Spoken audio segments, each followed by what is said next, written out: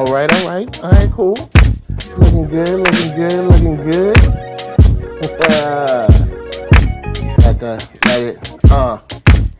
it. Yeah. Late ill kid at OneYoungsta. Hold it down. Bring you that StreetGeek and NERDSoul. What is up, my people? Today all year, coming with another wonderful episode of That's Right. You best believe. You know what it is. On screen. This is a good day. It's a good, happy Saturday to y'all. Everybody coming in on the live chat right now. Anyone watching on the replay, all that good stuff. Good to see your sunshiny faces. What up? Before we get started, I want to give a shout out to the one and only Bill Burr. I want to say, yo, Bill, we see you. We see you over here. We see you doing things. Also, I want to give a big shout out to my man, Rick Famuyiwa. Yo, Rick, we see you. We see you, dog. So, Rick has made my favorite episode from the first to second season now. Rick, we see you. We see you, dude. We see you. We salute you, you know what I'm saying, for coming through like you do. Now, we are talking about Star Wars, The Mandalorian. We get into season 2, episode 7. You know what I'm saying? Shouts out to Cassandra Sellers. You know what I'm saying? Good to have you up in the spot. You know what I'm saying? We here. We up in here. I'll say this before we get into it. This episode and the last episode are 2 episodes that I wish were longer to flesh out some more stuff.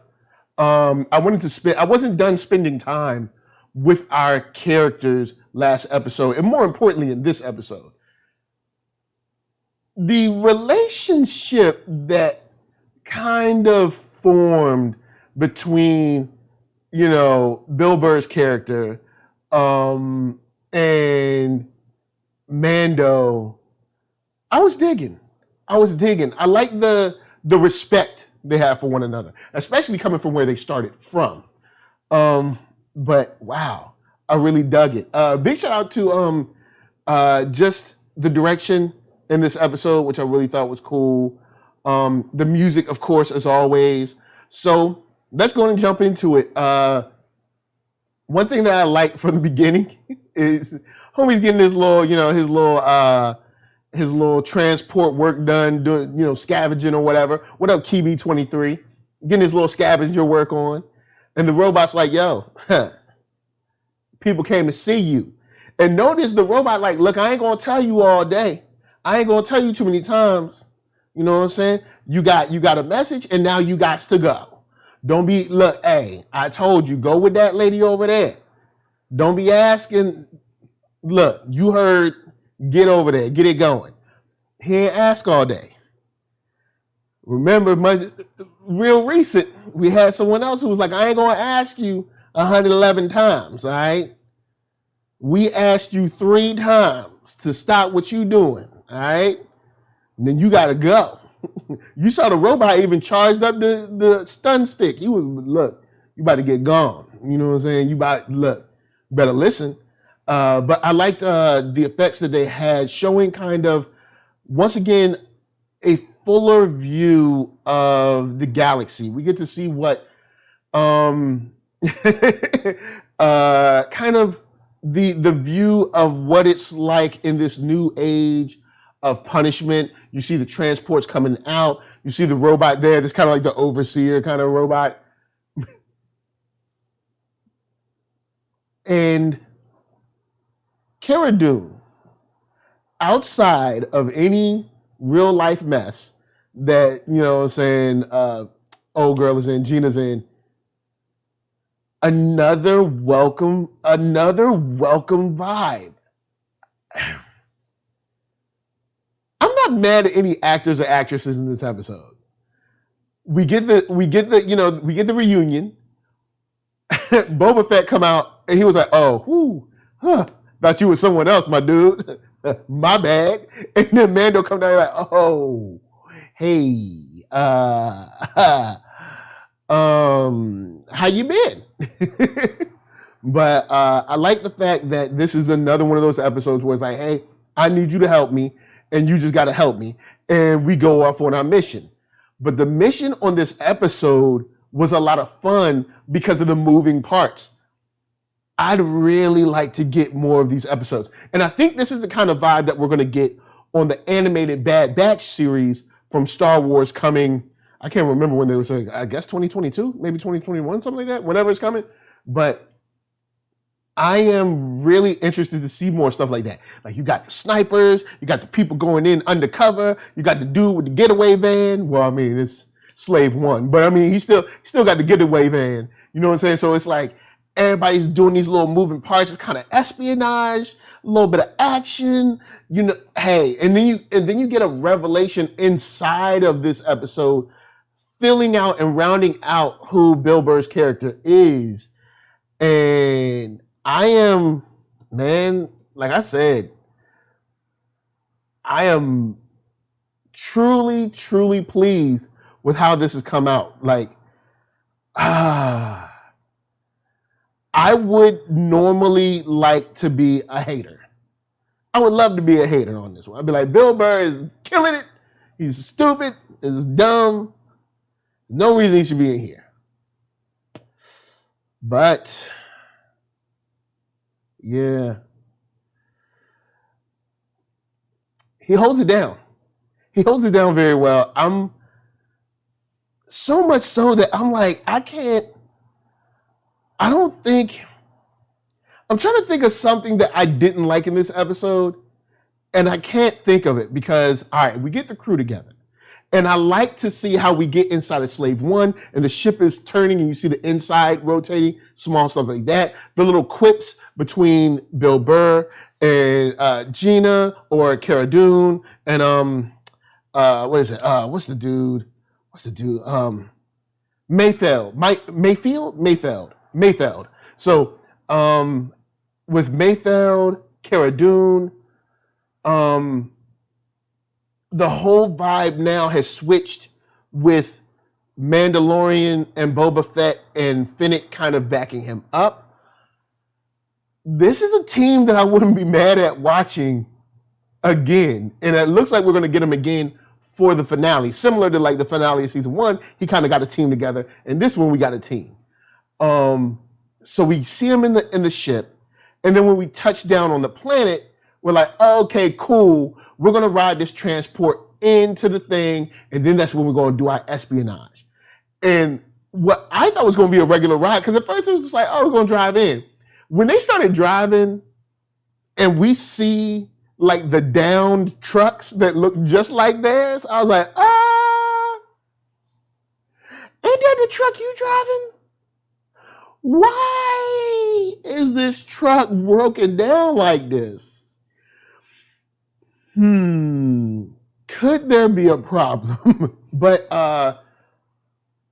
we get to make a commentary on the occupation of different worlds through the Empire and through the New Republic and what that means to people on the ground. Because from a higher level in Star Wars, we're always like, oh, the Empire is bad, the New Republic's good, or the Old Republic is good, and the First Order is bad, or something like that, anything like that, right?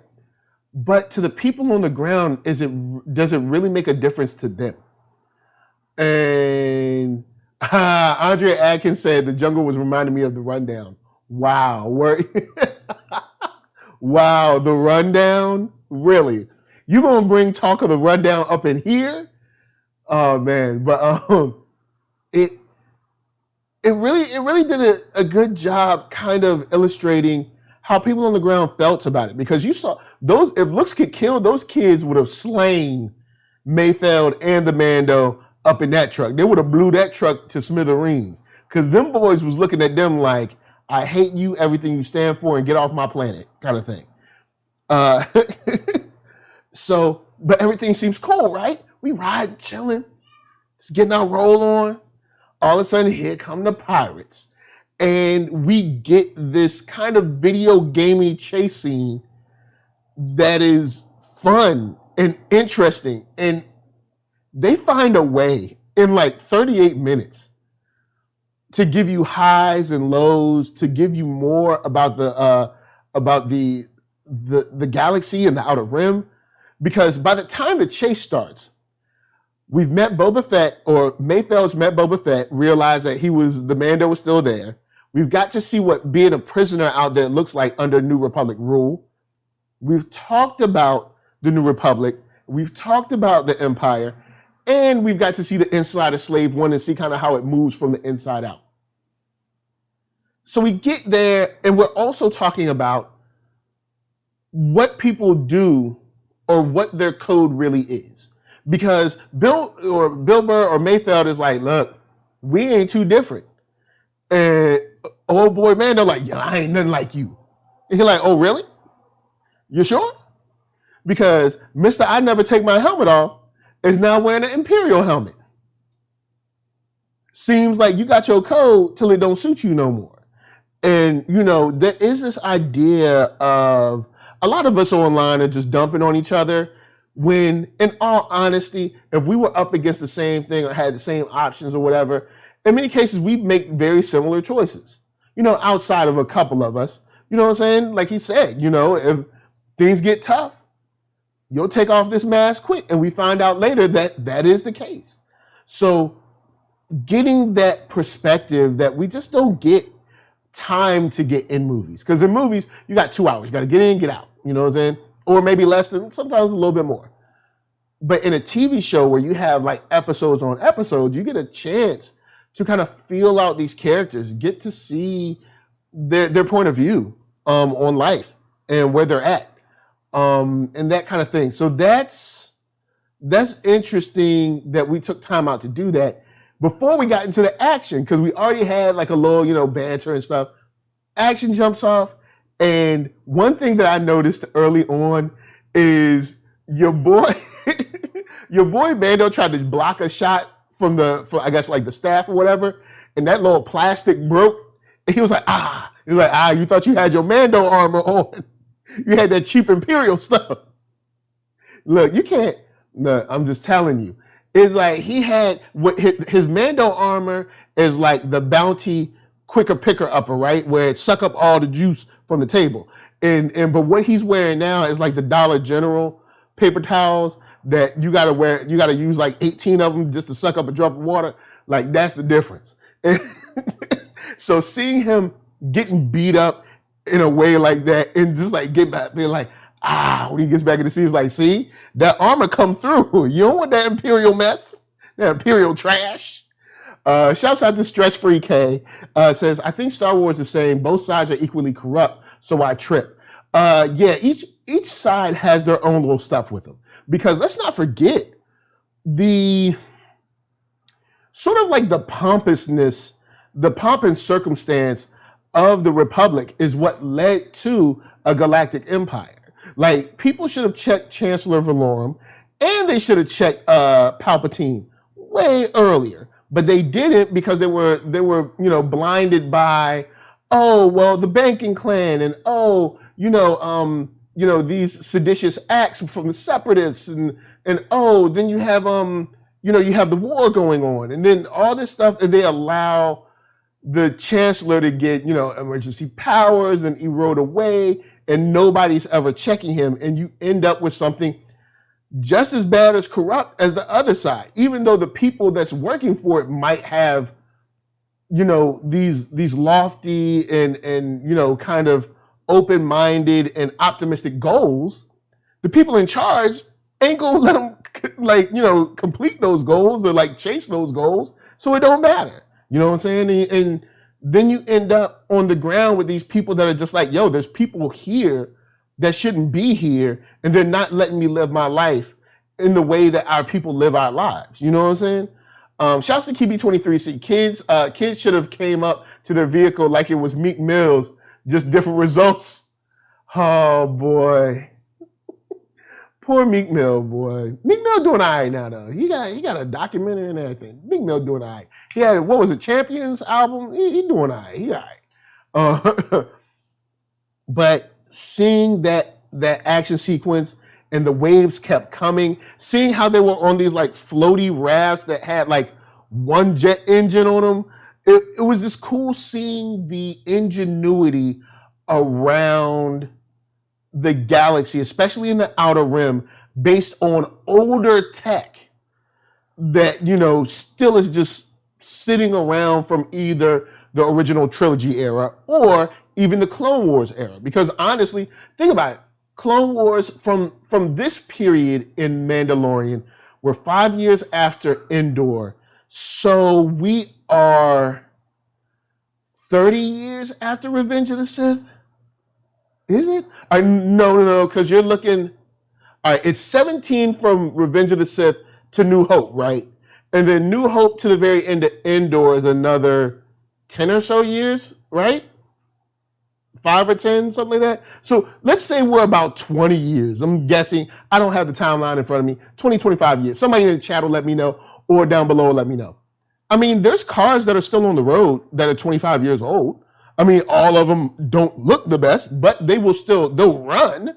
So it's cool seeing like this old tech that is still being like repurposed and used around the galaxy throughout the show that helps give us context in how people are living their lives, which is something that I love about the show, because we usually just get kind of the higher, kind of minded view of the galaxy through the movies, which is just like Skywalker kind of on his or her quest, instead of getting down to like what the real people are doing, which is what we got a chance to see sort of in Clone Wars, a little bit in Rebels, and now in Mandalorian, which I like a lot as well. And then of course we're going to get tons of new stuff from Star Wars, of course, due to the Disney Investor Day.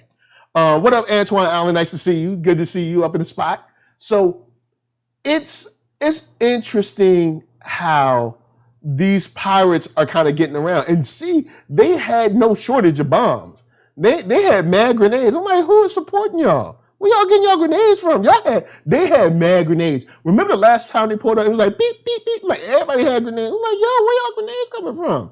But seeing how the tables turn to where they're fighting, they're kind of on this crazy like death run, and they're saved by stormtroopers, basically. And like even he says, like, when's the last time you've been happy to see stormtroopers?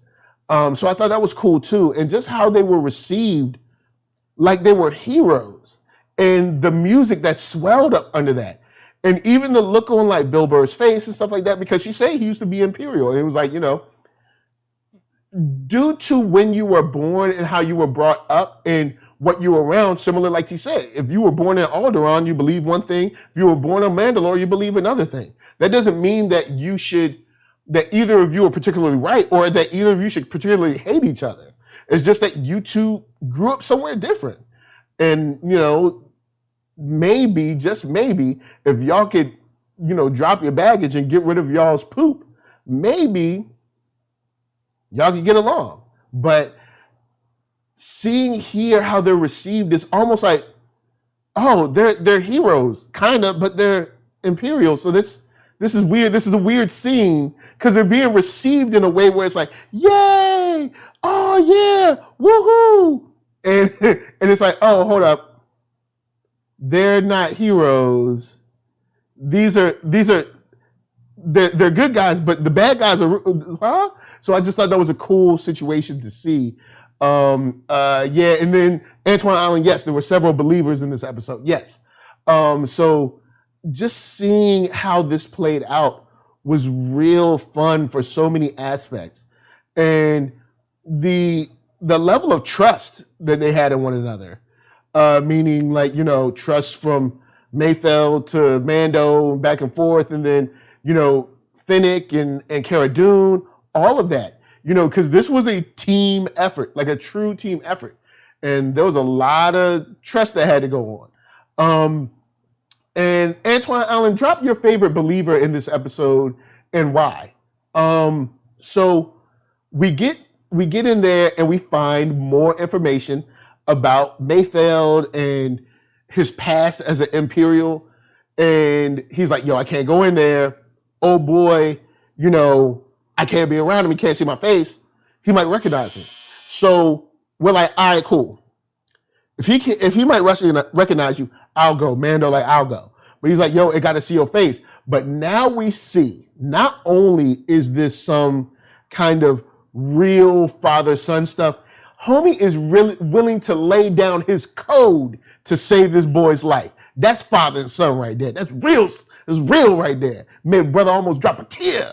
I almost dropped that strong tear. I was like, oh yeah, take that helmet off. Now at the same time, I wish they wouldn't have showed his face from a camera perspective, but you know, that kind of is what it is. I wish they would have shot him from behind the whole time. That would have been cool. Like to have him at the thing and shoot him from behind. And then even when the officer comes to them, shoot him from behind. And then when they're talking, shoot him from behind and show Mayfeld right here and the officer right here. That would have been cool to me because I was like, oh snap. Like we still don't get to see his face, even though we know what the actor looked like. But I'm just saying, it would have just been cool to not show his face, even though they've seen his face. I think that would have been a cool visual trick for them to do and to kind of have fun with the audience. But they showed his face, is what it is. I like the symbolism that we get in like, yo, I'm willing to risk it all for my son, my sort of baby, new son, 50-year-old baby, you know, adopted son. But, you know, there's a kinship there. You know, he was a foundling, and to a certain degree, Grogu is a foundling. You know what I'm saying?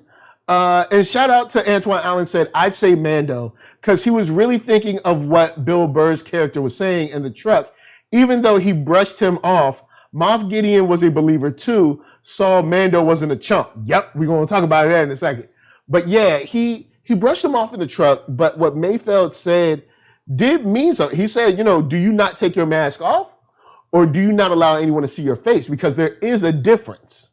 And when they, you know, sat down at the table and Mayfeld talked about like, hey man, you sent us into this mission and all of these people got killed. And he's like, oh, they were heroes. And see, that's kind of that, it's interesting because that's the kind of rhetoric that they'll give you. You know, even here in the US or any other state, you know what I mean, any other country, they'll be like, oh, they came back, they were heroes. Do we know for sure that every family feels that way? Is every family at home like, yeah, I'm glad my brother's gone because he's a hero? No, maybe they want their brother more than they want to be able to call him some hero. You know what I'm saying?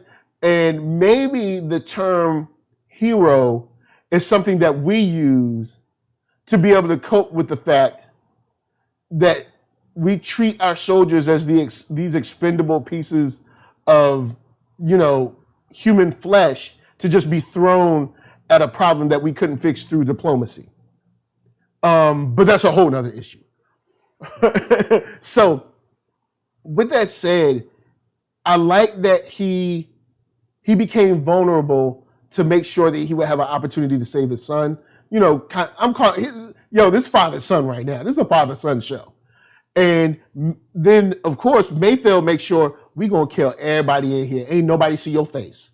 You know what I'm saying? And then he like, I ain't seen nothing. And I'm like, that's that respect. That's like some respect right there. You're like, I feel you, Mayfeld. We cool. You know, we jump into another action sequence. The climbing on the catwalk outside. The snipers get in the position. You got Kara and Fennec just like, cloud. Straight up, you know what I'm saying? Straight up Halo, Call of Duty, Rainbow Six style. You know what I'm saying? Taking people out, pop. Yo, dopeness. All the way up the catwalk, up the ladder, everything. They ain't miss a shot. I'm like, yo, that's what I'm talking about. You know what I'm saying? It was coming through. So it's like, you got them on the inside doing the espionage. You got the snipers doing their thing. You got your boy coming in with the getaway van. This was beautiful. Then on the way out, Mayfeld was like, hold on, let me see that. Spadoosh. Yo, look. This was a dope episode. I wish it was longer.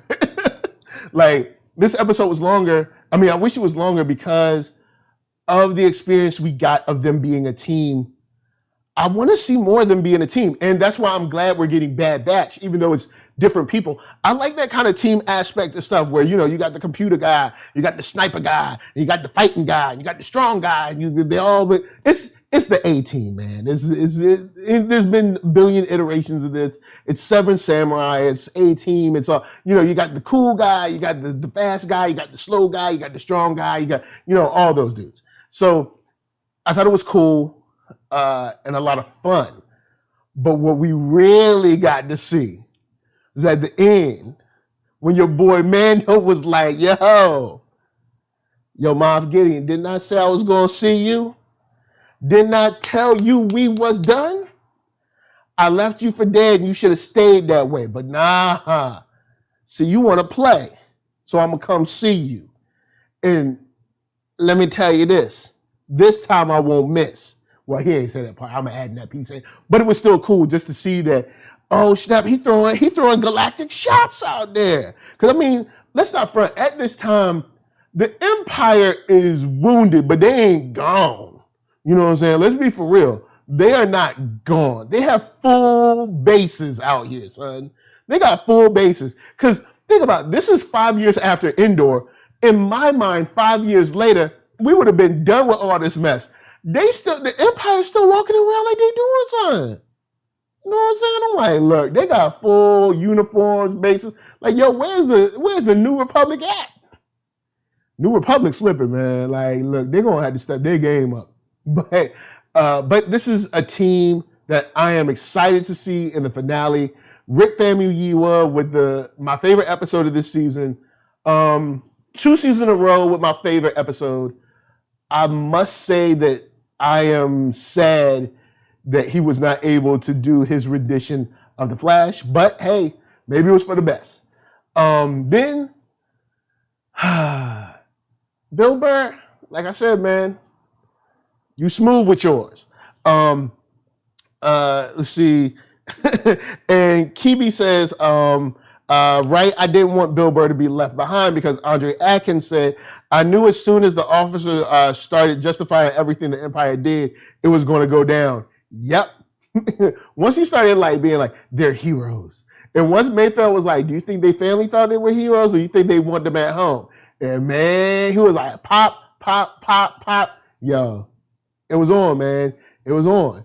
Yeah.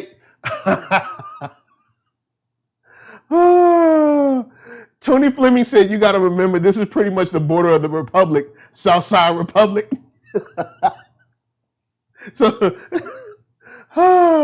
the border right when you cross the South Side, depending on the city you in, you know, usually, depending on the city you in, once you cross that bridge in the South Side, things change. Like it's a little different.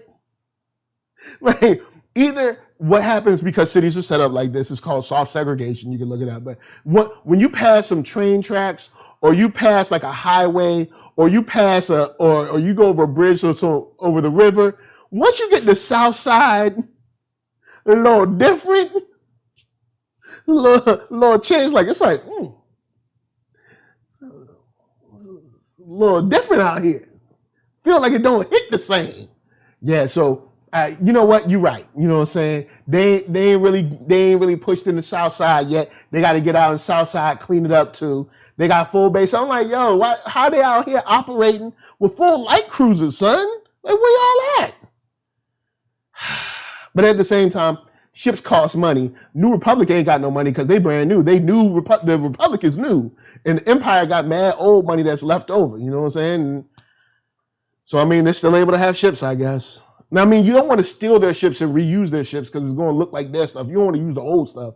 So, I mean, I guess it makes sense. It makes sense. Kibi23 says, Bill Burr character turned into O-Dog for Menace to Society. Quick-tempered. Yo, when he was sitting at that table, I was like, is he going to shoot him? Then I was like, nah, he ain't going to shoot him. Then I was like, hold up, is he going to shoot him? And then I was like, yeah, he going to shoot him. And even Mando, I think Mando was like, I think he about to shoot him. Yo, he caught him slipping. He thought it was all that just because he had rank. Rank don't mean nothing in his life. You know what I'm saying? I'm just telling you, rank don't mean nothing. So, shouts to Antoine Allen. Did you think the commanding officer was dropping a hint of the First Order? They don't really want freedom, they want order. I wondered about that, but I was like, nah, because it's kind of early for the First Order, maybe? Because, all right, from now-ish, we still have approximately, 15 or so years into the Force Awakens? All right, so, because hold on. This is 5 years after Return of the Jedi. So, we still have another like 17 or so years until Force Awakens. This is kind of early to be talking about the order, right? Maybe not. I mean, you got to plan ahead. You can't just start doing the First Order like right before Force Awakens. You got to do it. You got to lead up. So maybe you're right. You know, maybe you're right. Maybe they was already had little schematics and plans up. Man, you know, I don't know nothing. I'm just along for the ride, reading these comics, novels, and watching movies and shows. I'm just along for the ride. But with that said, guys, thank y'all for rolling through. This was a dope episode, man. I am excited for the finale. I'm gonna do something fun for the finale. Don't know yet, but we're gonna have some fun. So next week, don't forget, don't sleep. Make sure to tune in because we're gonna have some fun on the finale. Let's see. Oh, it's 30 years. So yeah, because they timed it the same time. So yeah, 25 years ahead is a long time. Well, I mean, the early bird gets the worm. So maybe 25 years ahead of time is what you need. Because I mean, it's not like they started the day before Force Awakens. They had to start earlier. So maybe you're right. Maybe it was a reference to the First Order. Maybe they was on covert, switching over, got to rebrand and then come back out. You know what I'm saying? Shouts to Antoine Allen. Mayfield's shooting reminded me of Inglourious Basterds in the cafe and Django when Doc shot Candy. What up? So with that said, Antoine Allen, Andre Atkins, Kibi23, Cassandra Sellers. If they do roll through, Markeith Collins shot by Nolan, Thought Crimes. Let's see, who else? Stress Free K came through.